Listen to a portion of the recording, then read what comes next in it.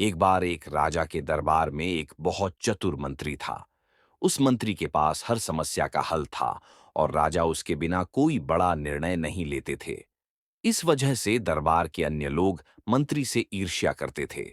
एक दिन राजा ने मंत्री से कहा, तुम बहुत समझदार हो, लेकिन तुम्हारा बेटा बहुत मूर्ख है और उसमें कोई समझदारी नहीं है। यह सुनकर मंत्री को बुरा लगा और उन्होंने पूछा, महाराज, आप ऐसा क्यों कह रहे हैं? आपको क्यों लगता है कि मेरा बेटा मूर्ख है?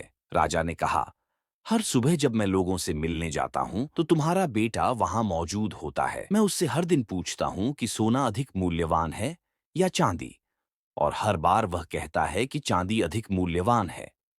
यह सुनकर दरबार में सभी हंसने लगे और मंत्री को बुरा लगा। उन्होंने बिना कुछ कहे सीधा अपने घर जाकर अपने बेटे से पूछा, बेटा, कौन सी धातु अधिक मूल्यवान है, सोना या चांदी? बेटे ने तुरंत जवाब दिया, पिताजी, सोना।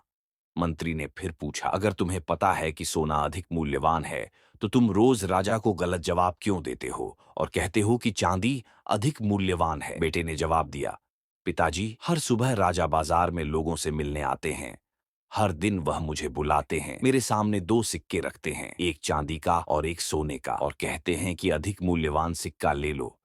मैं चांदी का सिक्का उठाता हूं और राजा हंसते हुए चले जाते हैं। मंत्री ने पूछा, बेटा, तुम हर दिन चांदी का सिक्का क्यों उठाते हो? आज दरबार में सभी ने मेरा मजाक उड़ाया। ये सुनकर बेटा अपने पिता को अपने कमरे में ले गया और एक डिब्बा खोला। डिब्बा चांदी के सिक्कों से भरा हुआ था। ये देखकर मंत्री हैरान रह गए और पूछा, बेटा, तुम्हारे पास इतने सारे चांदी के सिक्के कहां से आए? बेटे ने जवाब दिया, पिताजी, ये वे सिक्के हैं जो राजा मुझे रोज देते हैं। जिस दिन मैं राजा को सही जवाब दूंगा और सोने का सिक्का उठाऊंगा, उस दिन राजा मुझसे यह सवाल पूछना बंद कर देंगे और मुझे रोज का चांदी का सिक्का मिलना बंद हो जाएगा। राजा को यह पसंद है कि मैं चांदी का सिक्का उठाकर कहूं कि चांदी सोने से ज्यादा मूल्यवान है। वह हंसकर चले जाते हैं बिना ज्यादा सोचे। मैं एक सोने के सिक्के के लिए रोज का चांदी का सिक्का खोना नहीं चाहता। ये सुनकर मंत्री को अपने बेटे पर गर्व हुआ और उन्होंने समझा कि भले ही लोग उनके बेटे को मूर्ख कहते थे, लेकिन उनके बेटे की बुद्धिमानी को केवल एक समझदार व्यक्ति ही समझ सकता था।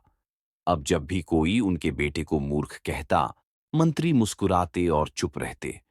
दोस्तों, आपने देखा होगा कि कुछ लोग थोड़े से काम को बहुत दिखावा करते हैं, जबकि कुछ लोग बड़े काम करके भी दिखावा नहीं करते। अगर आपको पता है कि जो आप कर रहे हैं वह सही है, तो यह मायने नहीं रखता कि लोग आपको मूर्ख या पागल कहते हैं। दुनिया अक्सर उन लोगों को पागल कहती है जिन्हें वह समझ नहीं पाती। इसलिए इस कहानी को और लोगों के साथ साझा करना चाहें तो इस वीडियो को लाइक करें। अगली बार मैं आपके लिए एक और ऐसी कहानी लेकर आऊंगा। तब तक धैर्य रखें, कृतज्ञ रहें और जीवन में आगे बढ़ते रहें।